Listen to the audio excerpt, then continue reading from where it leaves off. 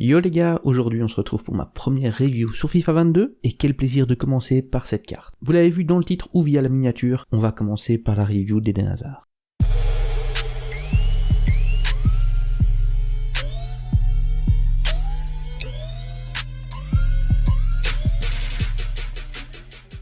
Alors, avant de passer aux extraits, je vous affiche ici ses stats in-game. Et même si je le mets avec 10 de collectif avec un style basique, on voit directement qu'il manque quand même de vitesse pour un ailier. Donc en ailier, je vous conseille de jouer plutôt chasseur ou catalyseur. Vraiment, ça vous donnera le petit bonus de vitesse. Mais mon vrai conseil pour cette carte, c'est plutôt de la repositionner en milieu offensif central. Comme vous pouvez le voir, in-game chez moi, je l'ai passé en MOC dans un 4-2-3-1. Et à ce poste, je vous laisse les extraits en fond. Je l'ai trouvé tout simplement exceptionnel. Donc je vais pas faire une review juste pour vous expliquer que Vinicius va plus vite qu'Hazard. Ça c'est sûr et certain, ça n'a pas d'intérêt. Mais vraiment, Hazard, une carte à 6000 crédits seulement qui s'avère exceptionnelle quand vous le repositionnez dans l'axe. Si vous faites un peu abstraction de la vitesse, ce qui n'est pas gênant selon moi sur ce FIFA 22, surtout qu'il a 82 de vitesse, ok, mais il a quand même 86 d'accélération, et je pense qu'au milieu de terrain, c'est déjà très bien. Et vraiment, au milieu de terrain, je trouve qu'il apporte déjà un très gros plus à la relance, car il est très agile, très fort, en équilibre, en contrôle, en calme, de quoi vraiment être le patron du milieu de terrain dans votre relance. Il est vraiment très solide sur ses jambes, et le jeu va systématiquement passer par lui, car c'est vraiment un gage de qualité. C'était vraiment lui le métronome de mon équipe, son équilibre fait que malgré son gabarit, c'est assez facile de se retourner et de garder le ballon, et en plus, en phase offensive, il se place très bien, se montre beaucoup disponible, il est vraiment très plaisant à jouer à ce poste-là.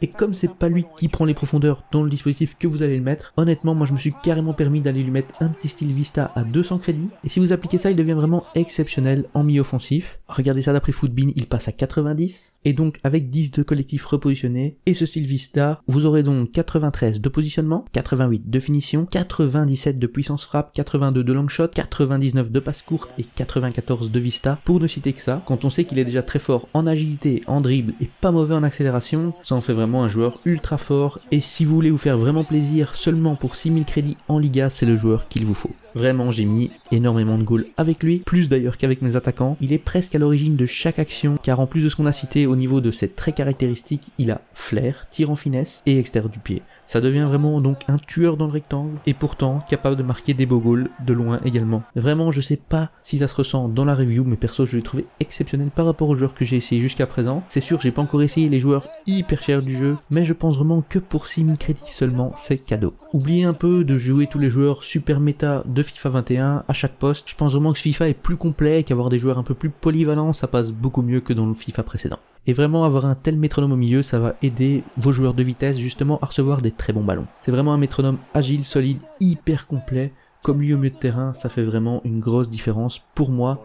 Même si vous jouez sans MOC, d'ailleurs, je l'ai aussi joué dans un milieu à 3, accompagné de 2 joueurs plus défensifs, et il peut clairement faire le poste de milieu relayeur. Perso, je l'ai excentré à gauche, pour faire vraiment un lien entre votre défense et votre attaque. Le seul souci qu'il peut poser, c'est vraiment que comme il faut le repositionner, il faut être un peu créatif dans votre 11 de départ pour pouvoir le modifier en match, le replacer axial et qu'il garde les 10 de collectif. Mais à ce poste-là, c'est une carte vraiment exceptionnelle, ce fut un plaisir de l'essayer, et c'est un joueur grâce à qui je vais rester en Liga un peu plus longtemps que prévu, donc les prochaines reviews qui arrivent seront également des joueurs de Liga, tout simplement parce que ce joueur me plaît et que je prends vraiment mon pied avec lui, et c'est encore plus plaisant de se dire qu'on peut prendre son pied avec un joueur qui n'a pas 90 de vitesse, comme ce ne fut pas le cas malheureusement l'année dernière. Voilà, c'est donc tout pour cette review d'Eden Hazard. J'espère vraiment que cette première review t'aura plu et que je te propose un joueur un peu différent que t'as peut-être pas encore essayé. Donc n'oublie pas 2 choses, bien sûr de t'abonner pour ne pas manquer les prochaines reviews qui vont bientôt sortir, et le petit pouce bleu pour m'aider et pour recevoir toi-même des notifications qui parlent de FIFA et pas de My Little Pony. Pour le reste, n'oublie pas, comme je t'ai présenté dans la vidéo précédente, de vraiment essayer Sorare. L'essayer sans même acheter, ça ne te coûte rien, ça te fait découvrir le jeu. Je te mets un lien dans la description où tu auras en plus une carte bonus à l'achat de 5 cartes aux enchères. C'est un jeu donc de fantasy football basé sur une crypto-monnaie Ethereum, un jeu vraiment